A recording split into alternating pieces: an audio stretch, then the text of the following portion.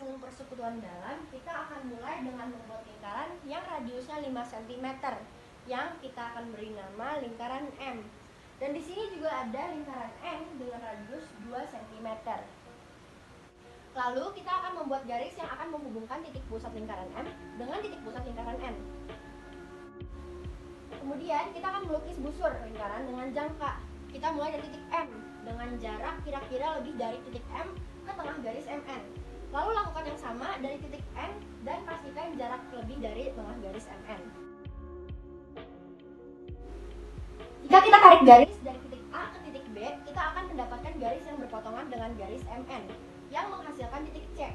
Dan dari situ kita gambar lingkaran dengan titik pusat C. Lalu dari titik M kita akan membuat jarak jangka 7 cm. Karena radius lingkaran yang besar yaitu 5 cm akan ditambah dengan radius lingkaran kecil yaitu 2 cm. Dan dari situ kita akan membuat busur D.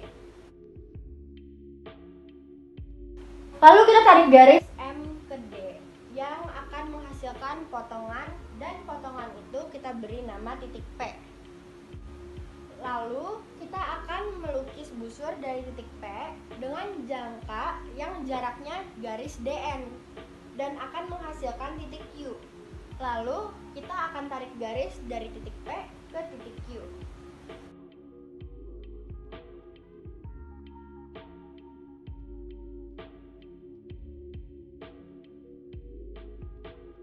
Untuk membuat garis singgung persekutuan luar, buatlah dua lingkaran X dan Y yang berjarak 5 cm yang berturut-turut mempunyai radius 5 cm dan 2 cm.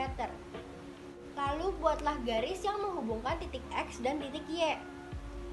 Lalu buatlah busur yang jaraknya lebih dari titik X dan tengah garis XY. Lalu lakukan yang sama dari titik Y dan pastikan jaraknya lebih dari tengah garis XY. Sehingga busur-busur tersebut akan berpotongan dan menghasilkan titik A dan titik B. Kemudian buatlah lingkaran titik pusat C yang radiusnya CY atau CX. Berikutnya buatlah garis yang melewati titik X dan titik P, lalu sambungkan titik P dengan titik Y. Buatlah busur dari titik R yang mempunyai titik pusat Y dan mempunyai radius dari titik P dan titik Y.